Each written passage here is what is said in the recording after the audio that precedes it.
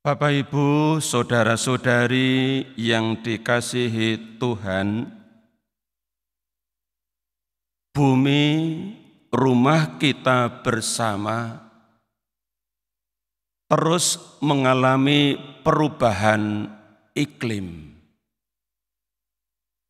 Bahkan perubahan itu makin hari makin ekstrim. Dalam harian Kompas kemarin di halaman 1 disebut dalam judul artikel, iklim ekstrim bebani warga Indonesia 5 kali lipat. Ini yang akan terjadi ke depan. Iklim yang makin ekstrim akan beresiko tinggi bagi manusia. Akan menjadi beban hidup dan meningkat 5 kali lipat. Kita tidak usah membayangkan risiko ini daripada pusing sebelum terjadi. Jalani saja dari waktu ke waktu. Sebagai penghuni bumi, rumah kita bersama yang memang akan mengalami perubahan yang dahsyat. Bahkan bukan hanya sekedar perubahan iklim yang ekstrim. Rasul Paulus dalam suratnya yang pertama kepada jemaat di Korintus bab 7 ayat 31 menyebut begini. Dunia seperti yang kita kenal sekarang akan berlalu. Jadi bukan hanya akan mengalami perubahan iklim yang ekstrim, tetapi dunia ini sebagaimana yang kita kenal mengalami pemanasan global secara ekstrim akan berlalu. Yang berlalu bukan cuacanya, bukan iklimnya, tetapi dunia ini akan berlalu. Ini yang dikatakan oleh Rasul Paulus. Bagaimana Yesus sendiri mengatakan dalam Injil hari ini, sebagaimana tadi kita dengar dari Injil Lukas bab 21 ayat 29 sampai dengan 33. Terutama di ayat 33, Yesus berkata, langit dan bumi akan berlalu. Akan tidak ada lagi. Tetapi perkataanku tidak akan berlalu. Ini yang diingatkan oleh Yesus kepada kita sebagai penduduk bumi. Langit dan bumi akan berlalu. Tetapi perkataan Yesus, sabdanya tidak akan berlalu.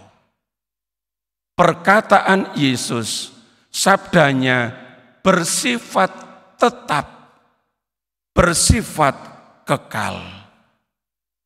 Kalau begitu, apa yang mestinya menjadi sikap hidup kita? Kalau langit dan bumi akan berlalu, sementara perkataan Tuhan Yesus tidak akan berlalu. Sikap kita adalah ini.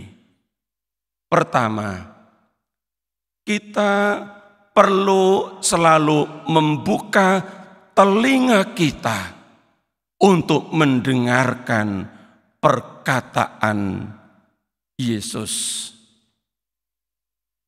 Terus membuka telinga dan mendengarkan perkataan Yesus karena percaya bahwa perkataan Yesus itu tidak akan berlalu. Bahwa perkataan Yesus itu akan membawa kita kepada suatu kehidupan yang kekal. Badan memang akan hancur, tetapi jiwa yang mengimani sabdanya akan bersifat kekal atau abadi.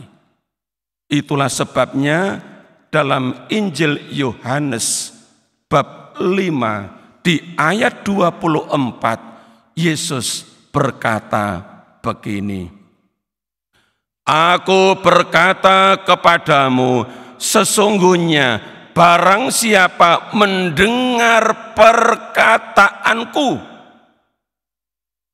dan percaya kepada Dia yang mengutus aku, ia mempunyai hidup yang kekal."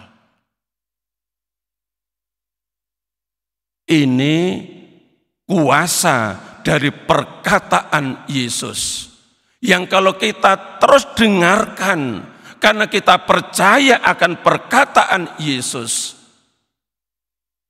yang tidak akan berlalu, kita akan memperoleh hidup yang kekal.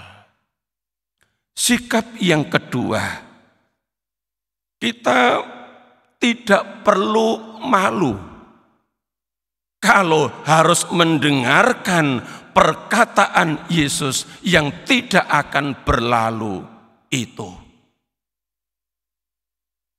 Seperti yang dikatakan oleh Yesus sendiri dalam Injil Sinoptik, tepatnya dalam Injil Markus bab 8 ayat 38. Barang siapa malu karena aku dan karena perkataanku,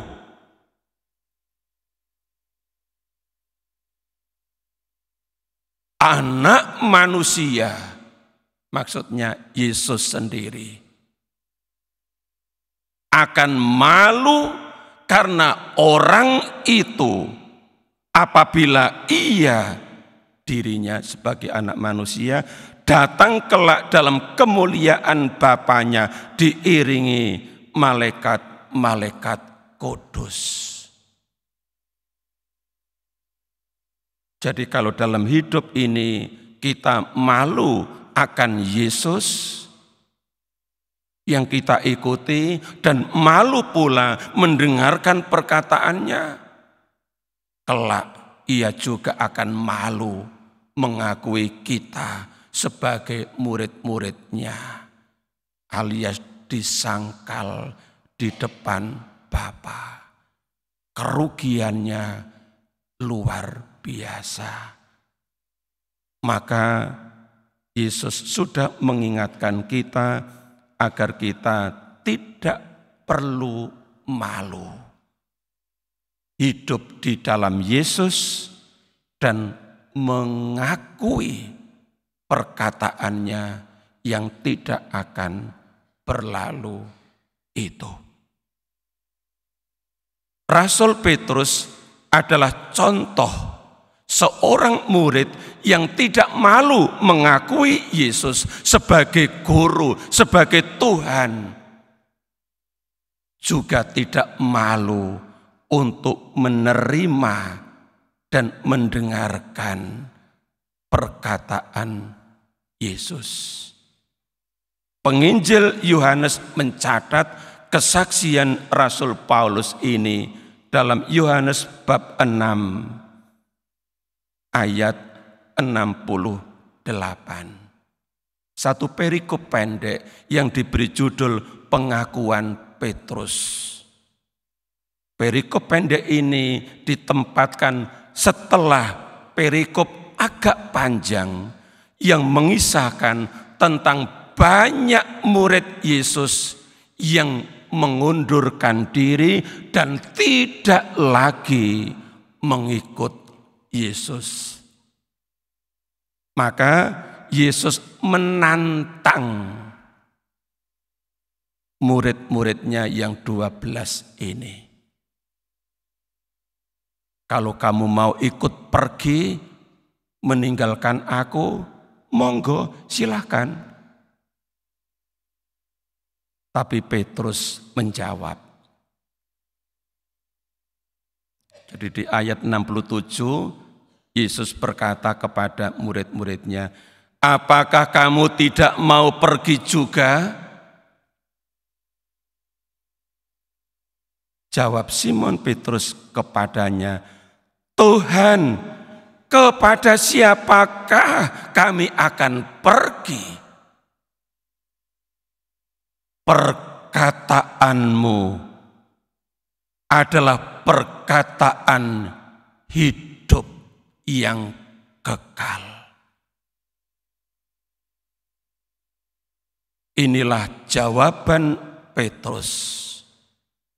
Inilah sikap iman Petrus yang percaya kepada Yesus, yang percaya bahwa perkataannya adalah soal hidup, bahkan soal hidup yang kekal. Dia tidak mau kehilangan hidup yang kekal. Maka dia tidak mau meninggalkan Yesus seperti telah dilakukan oleh banyak orang.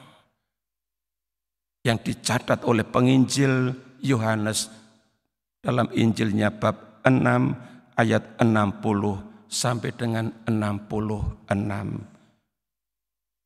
Di ayat 65 ditulis